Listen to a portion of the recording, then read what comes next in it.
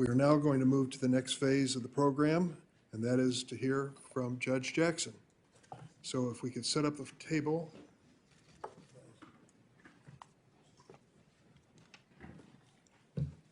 Before you sit down, Judge, I'm going to ask you to take the oath. So,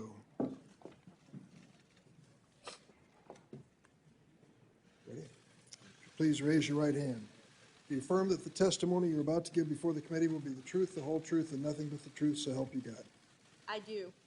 Let the record reflect that the judge has answered in the affirmative, and having met that requirement, you may now proceed with your remarks.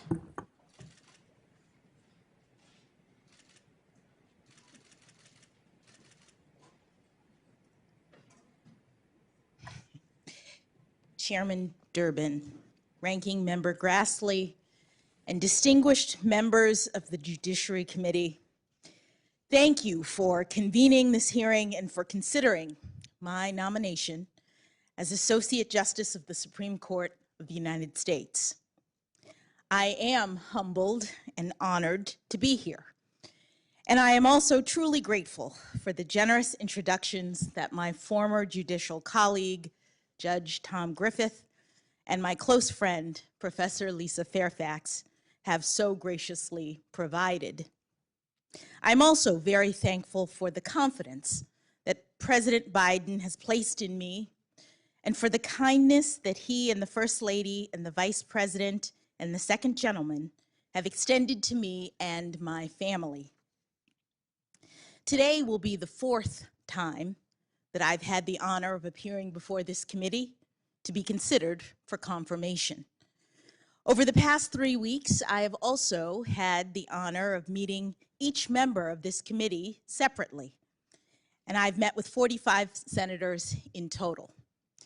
Your careful attention to my nomination demonstrates your dedication to the crucial role that the Senate plays in this constitutional process, and I thank you. And while I'm on the subject of gratitude, I must also pause to reaffirm my thanks to God, for it is faith that sustains me at this moment. Even prior to today, I can honestly say that my life has been blessed beyond measure. The first of my many blessings is the fact that I was born in this great nation a little over 50 years ago in September of 1970. Congress had enacted 2 Civil Rights Acts in the decade before, and like so many who had experienced lawful racial segregation firsthand, my parents, Johnny and Ellery Brown, left their hometown of Miami, Florida, and moved to Washington, D.C. to experience new freedom. When I was born here in Washington, my parents were public school teachers, and to express both pride in their heritage and hope for the future, they gave me an African name, Ketanji Onyeka, which they were told means lovely one. My parents taught me that unlike the many barriers that they had had to face growing up, my path was clearer, so that if I worked hard and I believed in myself in America, I could do anything or be anything I wanted to be. Like so many families in this country, they worked long hours and sacrificed to provide their children every opportunity to reach their God-given potential. My parents have been married for almost 54 years, and they're here with me today. I cannot possibly thank them enough for everything they've done for me. I love you, Mom and Dad. My father, in particular, bears responsibility for my interest in the law. When I was 4, we moved back to Miami so that he could be a full-time law student, and we lived on the campus of the University of Miami Law School. During those years, my mother pulled double duty, working as the sole breadwinner of our family while also guiding and inspiring 4-year-old me. My very earliest memories are of watching my father study. He had his stack of law books on the kitchen table while I sat across from him with my stack of coloring books. My parents also instilled in me and my younger brother, Ketaj, the importance of public service.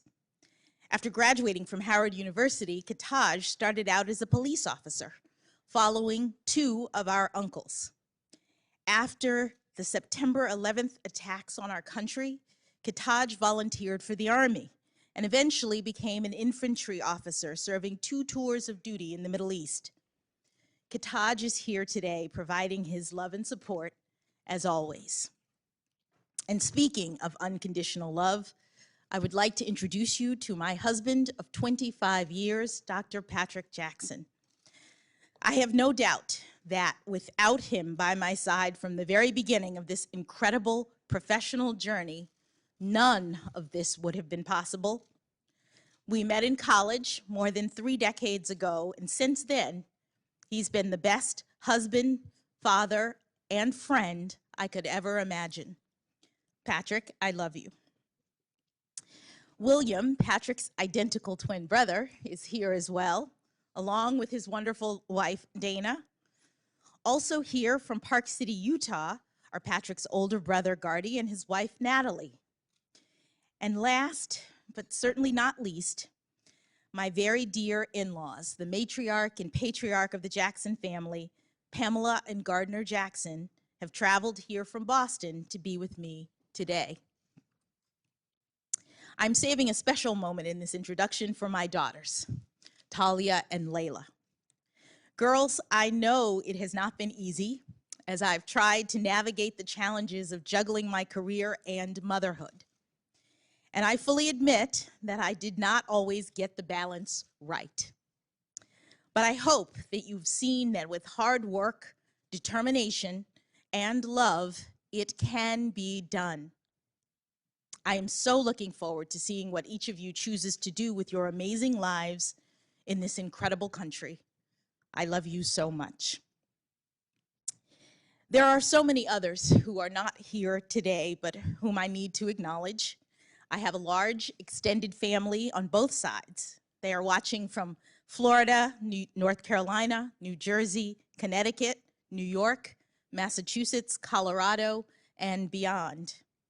I also have incredible friends. 3 of my college roommates came here today to support me, and I have so many other boosters from Miami Palmetto Senior High School, Harvard undergrad, Harvard Law School, and all throughout my personal and professional life.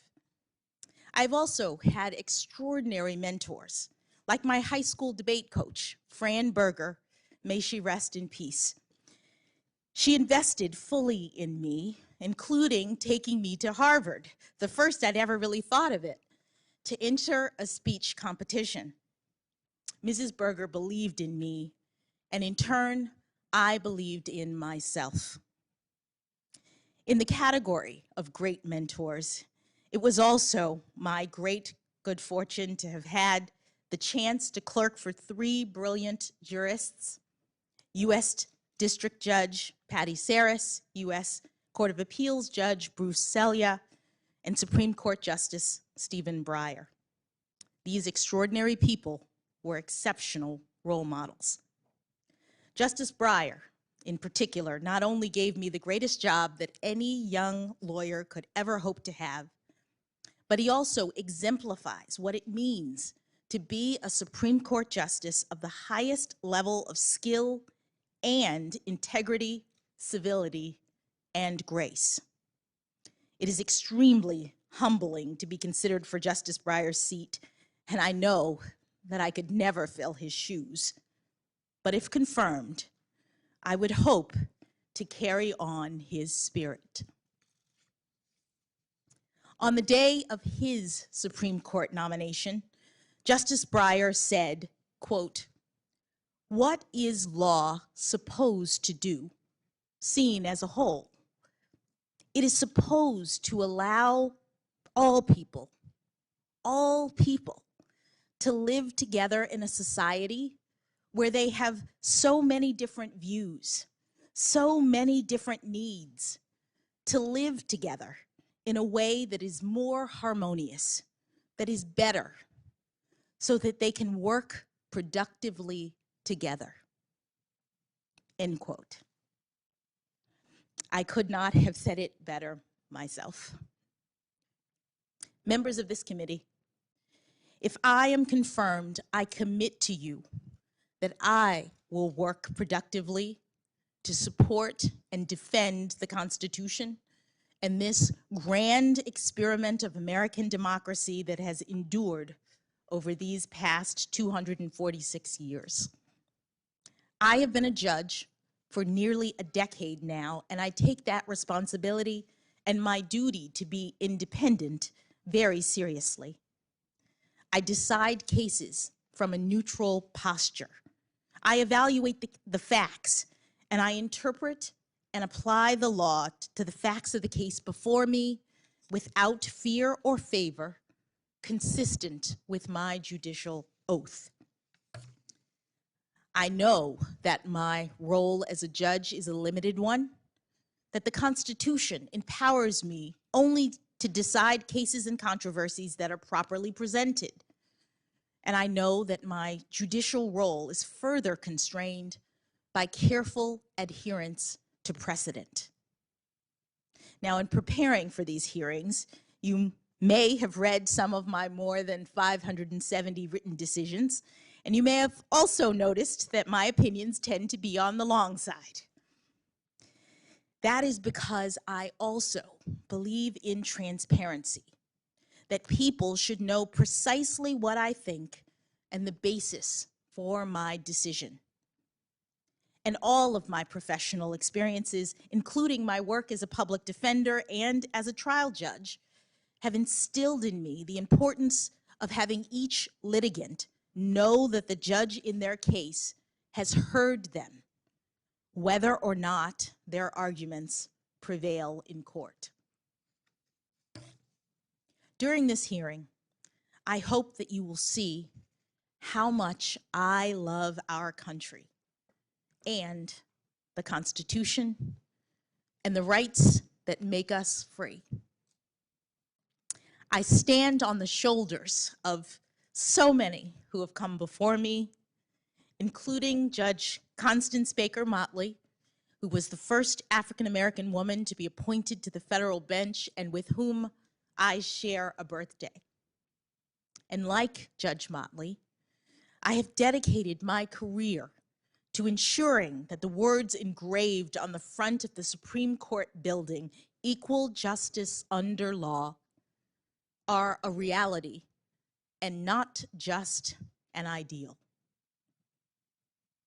Thank you for this historic chance to join the highest court, to work with brilliant colleagues, to inspire future generations, and to ensure liberty and justice for all.